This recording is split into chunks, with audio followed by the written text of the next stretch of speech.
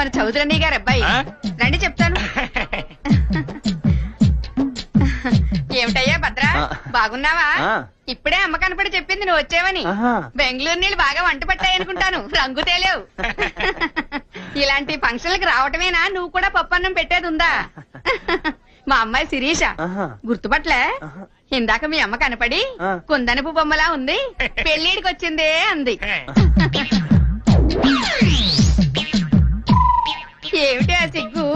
ఎప్పుడు భద్రా భద్రా అని అడుగుతూ ఉంటావుగా, ఏమిటి అలా స్తంభంలా నిలబడ్డారు? మన భద్ర గుర్తుపట్లే, పలకరించండి. భద్రా బాగున్నావా? ఏం బాగుంటాంలేండి, ఈ మధ్య పాడు మోట్స్ ఒకటి వచ్చింది. ఇలా చేతిలో తాళం గుర్తి పక్కన మనిషి లేకపోతే బయటకు రావట్లేదంటే మన వాళ్ళ ఫంక్షన్ కాబట్టి ఇలా బయటకు వచ్చాను. శిరీష్ కూడా బాగా రంగు తెలియంది, పెళ్లిడికి వచ్చేసేట్టుందంటే. ఏడొచ్చింది అయ్యా, శుభ్రంగా చదువుకుంటుంటేను. మేము వస్తాం భద్ర, చీటీ పాట ఉంది పాడుకోవాలి. ఎక్కడ పడితే అక్కడ ఎలా స్తంభంలా నిలబడతారే, పదండి. తాళం గుర్తు జాగ్రత్త అయ్యా.